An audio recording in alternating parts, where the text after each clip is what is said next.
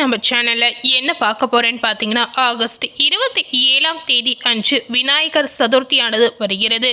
இந்த விநாயகர் சதுர்த்திக்கு பிறகு ஒவ்வொரு ராசி நேயர்களுக்கும் விநாயகப் பெருமானின் அருளால் சில மாற்றங்கள் அவங்களுடைய வாழ்க்கையில கண்டிப்பா நிகழப்போகுது. அந்த வகையில இன்னைக்கு எந்த ராசி நேயர்களுக்கு பார்க்க போறேன்னு பார்த்தீங்கன்னா, தனுசு ராசி நேயர்களுக்கு இந்த விநாயகர் சதுர்த்திக்கு பிறகு ஏற்படக்கூடிய மாற்றங்கள் என்னென்ன, எந்த மாற்றத்தால் நீங்க என்ன மாதிரியான விளைவுகளை சந்திக்க போறீங்க அப்படிங்கிறத பார்க்கலாம். அதற்கு முன்னாடி விநாயகர் சதுர்த்தி அன்று முக்கியமா நீங்க செய்யக்கூடிய இந்த பரிகாரத்தால கண்டிப்பா உங்க வாழ்க்கையில செல்வம் அதிர்ஷ்டத்தை ஏற்படுத்தும் அப்படின்னு முழு நம்பிக்கையாகவே சொல்லப்படுது. இந்த பரிகாரத்தை நீங்க செய்து வரும் பொழுது கண்டிப்பா உங்க வாழ்க்கையில மென்மேலும் உயர்வதற்கான மாற்றத்தை நீங்களே கண்கூடா பார்க்கலாம். அதாவது உங்க வாழ்க்கை பாதை வேறு பாதையில் செல்லக்கூடிய சில மாற்றங்கள் இதனால கண்டிப்பா உங்களுக்கு கிடைக்க போகுது. இந்த பரிகாரத்தை நீங்க செய்து வந்தீங்கன்னா அதிர்ஷ்டம் உங்க வீடு தேடி வரக்கூடிய வாய்ப்பு நிறையவே இருக்கு அப்படின்னு சொல்லலாம். பொதுவாகவே விநாயகர் சதுர்த்தி அப்படின்னு சொல்லும்போது இது விநாயக பெருமானுக்கு ஒரு சிறந்த நாளாக சொல்லப்படுது.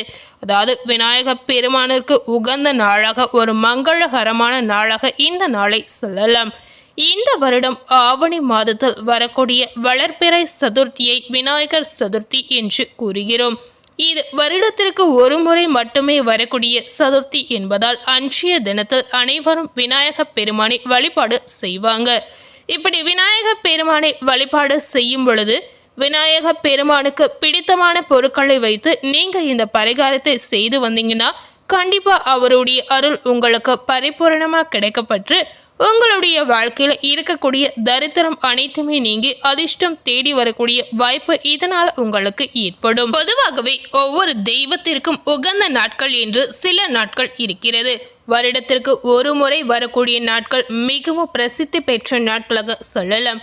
அந்த வகையில வருடத்திற்கு ஒரு முறை வரக்கூடியது இந்த விநாயகர் சதுர்த்திங்க. இந்த விநாயகர் சதுர்த்தியை மிகவும் பிரம்மாண்டமாக கொண்டாடப்படுவார்கள். இந்த விநாயகர் சதுர்த்தி அன்று செய்யக்கூடிய பரிகாரத்தை 11 நாட்கள் தொடர்ந்து இந்த பரிகாரத்தை செய்து நீங்க விநாயக பெருமானை வழிபாடு செய்யணும். 11 நாட்களும் விநாயக பெருமானுக்கு பிடித்தமான பொருட்களை வைத்து விநாயக பெருமானை வழிபாடு செய்து வந்தீங்கன்னா கண்டிப்பா அவர் மகிழ்ந்து உங்களுக்கு பல நன்மைகளை வாரி தருவதாக சொல்லப்படுது. பொதுவாகவே விநாயகர் சதுர்த்தி அன்று விநாயகரை வீட்டிற்கு வாங்கி வந்து அவருக்கு உரிய பூஜைகளை செய்து வழிபாடு செய்வோம். இப்படி மேற்கொள்ளும் போது ஒரு சிறிய பரிகாரத்தையும் இதனோடு சேர்த்து செய்யும் பொழுது விநாயக பெருமானின் அருளால் உங்களுக்கு பல நன்மைகள் இதனால உண்டாகும். ஸோ இந்த பரிகாரத்திற்கு என்ன மாதிரியான பொருட்கள் தேவைப்படும் அப்படிங்கிறத பார்க்கலாம். இந்த பரிகாரத்திற்கு சிவப்பு நிற துணி கண்டிப்பா அவசியம். அதே போல கோமதி சக்கரம் ஒன்று அவசியம். அடுத்ததாக முழுமையாக இருக்கக்கூடிய கொட்டை பாக்கு ஒன்று அவசியம். இந்த கொட்டை பாக்கு பல நாட்டு மருந்துகளில் முழுமையாக கிடைக்குங்க. ஸோ இதனையும் இந்த பரிகாரத்திற்கு நீங்க வாங்கி வைத்துக் கொள்ளலாம். முதல்ல ஒரு தாம்பலத்தில் இந்த சிவப்பு துணியை விரித்து அந்த துணியில் கோமதி சக்கரத்தையும் கொட்டை பாக்கையும் வைக்க வேண்டும். இது பூஜை அறையில் ஒரு இடத்தில் ஓரமாக வைத்து விடுங்கள். 11 நாட்கள் இந்த பூஜை முடிகிற வரையும் இந்த பொருட்களை நீங்க எடுக்கவே கூடாது. முதல் நாள் அதாவது விநாயகர் சதுர்த்தி அன்று இந்த தாம்பலத்திற்கு முன்பாக ஒரே ஒரு மோதகத்தை வைத்து ஓம் கணபதியே நமக என்ற மந்திரத்தை 108 முறை நீங்க உச்சரிக்க வேண்டும். இப்படி உச்சரித்து முடித்த பிறகு கற்பூர தீப தூப ஆராதனை காட்டி பூஜையை நிறைவு செய்து விடலாம்.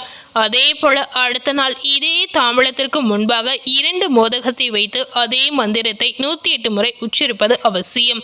இப்படி ஒவ்வொரு நாளாக ஒவ்வொரு மோதகத்தை அதிகரித்து கொண்டு வைத்து இந்த மந்திரத்தை கூறி நீங்க வழிபாடு செய்யணும். கடைசியாக 11வது நாள் 11 மோகத்தை வைத்து இந்த மந்திரத்தை 108 முறை உச்சரித்து வழிபாடு செய்து முடித்து விடலாம். 12வது நாள் இந்த துணியில் இருக்கக்கூடிய பொருட்களை அப்படியே மூட்டையாக கட்டி நீங்கள் பணம் வைக்கக்கூடிய இடத்தில் வைத்து விடலாம். இப்படி செய்வதன் மூலம் விநாயக பெருமானின் மந்திரத்திற்கு உரிய சக்தி அனைத்தும் அந்த பொருட்களில் சேர்ந்திருக்கும்.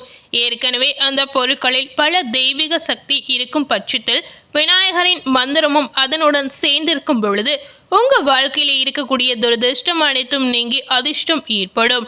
ஸோ கண்டிப்பா இந்த பரிகாரத்தை நீங்க செய்யும் பொழுது உங்களுக்கு பல அதிர்ஷ்டங்கள் இதனால ஏற்படும்.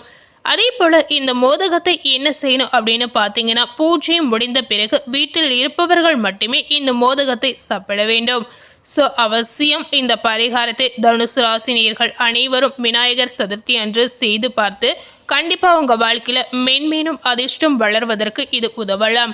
இந்த பரிகாரம் ரொம்பவே எளிமையான ஒரு பரிகாரமாக இருக்கிறதுனால அனைவரும் இந்த பரிகாரத்தை கண்டிப்பாக செய்து பார்க்கலாம். ஸோ விநாயகர் சதுர்த்தி அன்று என்ன மாதிரி பரிகாரத்தை செஞ்சால் உங்கள் வாழ்க்கையில் அதிர்ஷ்டம் கிடைக்கும் அப்படிங்கிறத பார்த்துருப்பீங்க.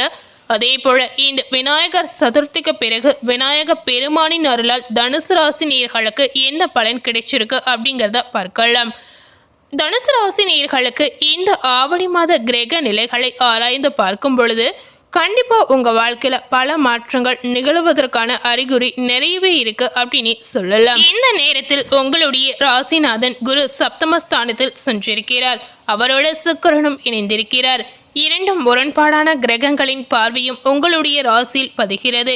இதனால திடீரென மாற்றங்களும் ஏற்றங்களும் உங்களுக்கு வந்து சேரலாம். குருவின் பார்வை இருப்பதால் காரியங்கள் துரிதமாக நடைபெறும். கல்யாண முயற்சிகள் கைகூடி நடக்கலாம். பொருளாதார பற்றாக்குறை ஏதாவது உங்க வாழ்க்கையில் இருந்தால் கண்டிப்பா அது அனைத்துமே நீங்கிடும். புதிய முயற்சிகளில் வெற்றி கிடைக்கலாம். புனித பயணங்களை மேற்கொள்ளக்கூடிய சூழல் உங்களுக்கு ஏற்படும்.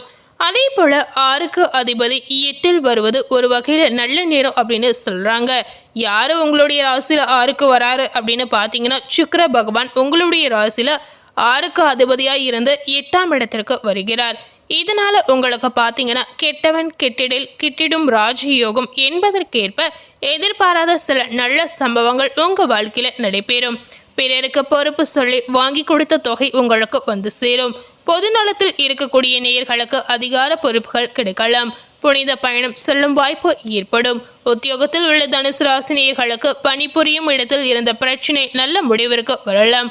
உங்களுக்கு இடையூறு செய்த உயர் அதிகாரி மாறுதலாகி செல்லக்கூடிய வாய்ப்புகள் உங்களுக்கு ஏற்படும். கடன் சுமை குறைய நீங்கள் கையாண்ட நூதன யுக்திகள் உங்களுக்கு ஒரு நல்ல பலனை பெற்றுத்தரும். எல்லா வழிகளிலும் தனுசு ராசி நேயர்களுக்கு நன்மைகள் கிடைக்கக்கூடிய ஒரு காலகட்டமாக இந்த விநாயகர் சதுர்த்திக்கு பிறகு வரக்கூடிய நாட்கள் கண்டிப்பா உங்களுக்கு இருக்க போகுது. பிள்ளைகளால் வந்த பிரச்சனை அனைத்துமே அகண்டுவிடும். பிறருக்கு பொறுப்பு சொல்லி வாங்கி கொடுத்த தொகை உங்களுக்கு திரும்ப வந்து சேரக்கூடிய வாய்ப்பு இந்த நேரத்தில் இருக்கிறது. பெற்றோரின் ஆதரவு திருப்தி தரலாம். வாழ்க்கை துணைக்கு இதுவரை நல்ல வேலை அமையவில்லையே என்று கவலைப்பட்ட நேயர்களுக்கு இப்பொழுது நல்ல வேலை கண்டிப்பா கிடைக்க போகுது. உத்தியோகத்தில் உயர் அதிகாரிகள் உங்களுக்கு ஆதரவாக இருந்து பல சலுகைகளை செய்து தரக்கூடிய வாய்ப்பு இந்த நேரத்தில் இருக்கிறது.